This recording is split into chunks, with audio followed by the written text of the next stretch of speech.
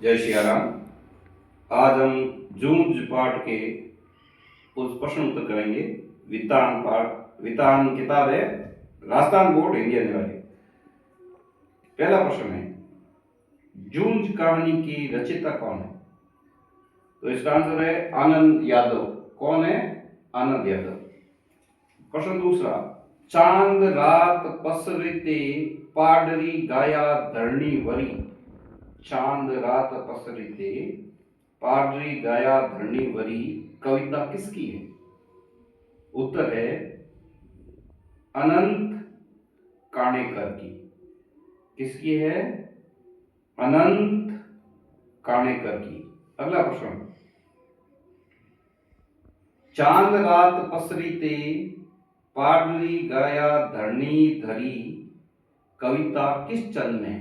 तो किस चंद में? केशव कर्णी जाति चंद। किस चंद में है? केशव कर्णी जाति छंद। अगला प्रश्न है जूझ पाठ का, बहुत महत्वपूर्ण प्रश्न है। कविता से लगाव के बाद लेखक को अकेले रहना अच्छा क्यों लगता था? तो इसका उत्तर है क्योंकि वह खेती का काम करते हुए भी कविता को आरोह और अवरोह क्रम में गा सकता था। इससे उसका अभ्यास भी होता था और अकेलापन भी नहीं लगता।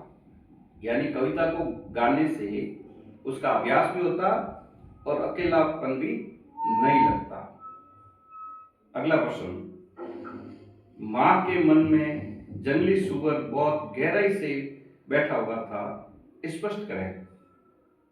तो इसका उत्तर है आनंदा पढ़ना चाहता था, इसलिए उसने मां से कहा इस बारे में पिताजी से बात करो। लेकिन मां ने क्या कहा? मां ने कहा मैं इस बारे में कुछ नहीं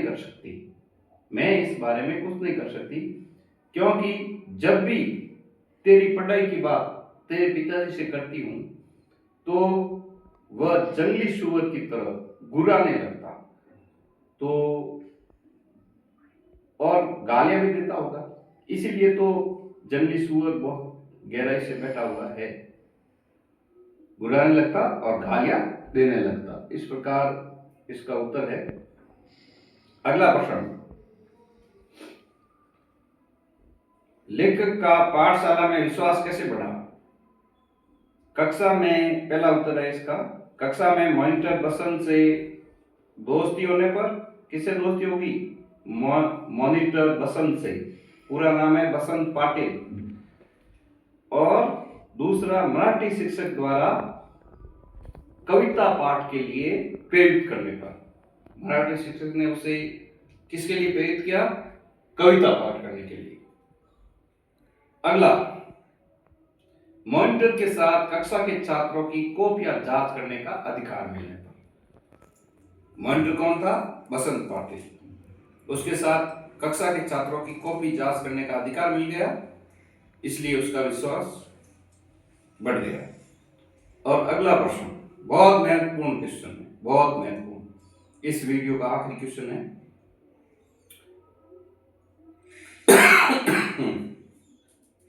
कवि लोग आदमी क्यों लगने लगे थे? तो इसका उत्तर है पहले आनंदा क्या सोचता था कि कवि लोग आम आदमी से भिन्न होते हैं। किससे भिन्न होते हैं? आम आदमी से। लेकिन उनके मराठी शिक्षक सौदल गेकर खुद कवि थे। पहला कारण यह था कि मराठी शिक्षक खुद कवि थे। उनके घर पर मराठी कवियों के संग्रह थे।